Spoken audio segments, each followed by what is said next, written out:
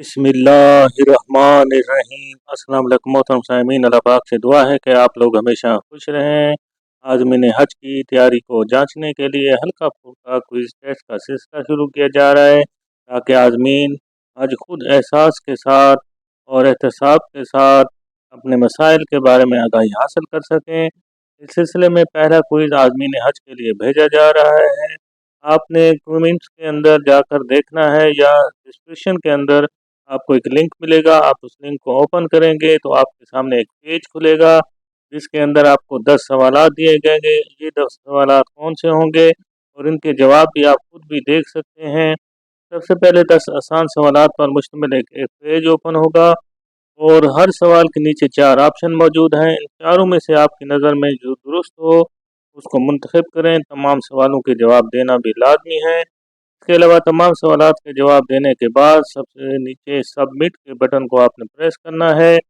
अगले सफ़े पर लिखा आएगा कि आपका जवाब मौसूल हो गया है और नीचे व्यू स्कोर लिखा नज़र आएगा, उसको आपने क्लिक करना है।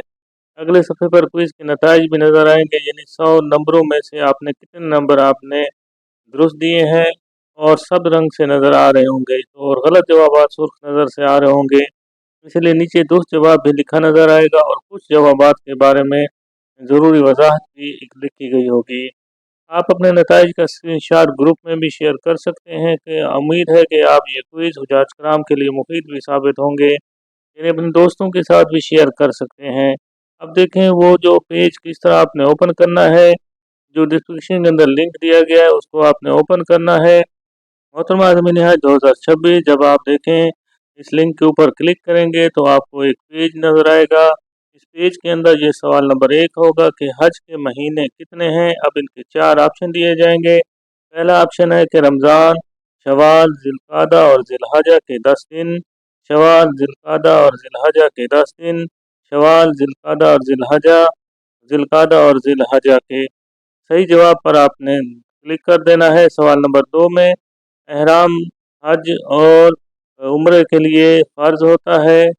सेकंड ऑप्शन होगा सुन्नत है, वाजिब है या नफल है। सवाल नंबर 3 इसमें दिया जाएगा कि एहराम की 2 रकात फ़र्ज हैं, वाजिब हैं, नफल है, इनमें से कोई भी नहीं। सवाल नंबर 4 अगर मकरूह वक्त हो तो एहराम के नफल पढ़ना ज़रूरी है। नंबर 2 पढ़ना ज़रूर नहीं। नंबर 3 मकरूह वक्त ख़त्म होने का इंतज़ार किया जाए, मगर मकरूह वक्त कोई नहीं होता।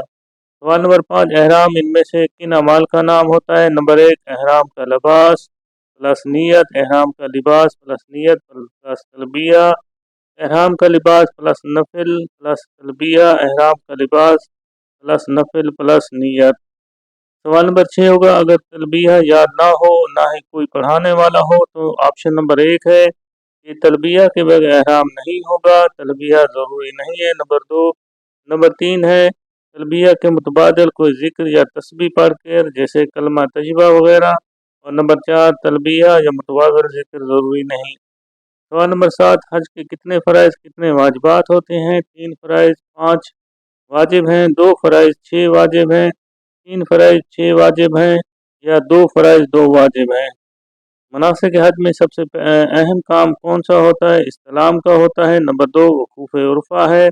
नंबर 3 तवाफ़ खाना काबा। नंबर 4 एहराम है।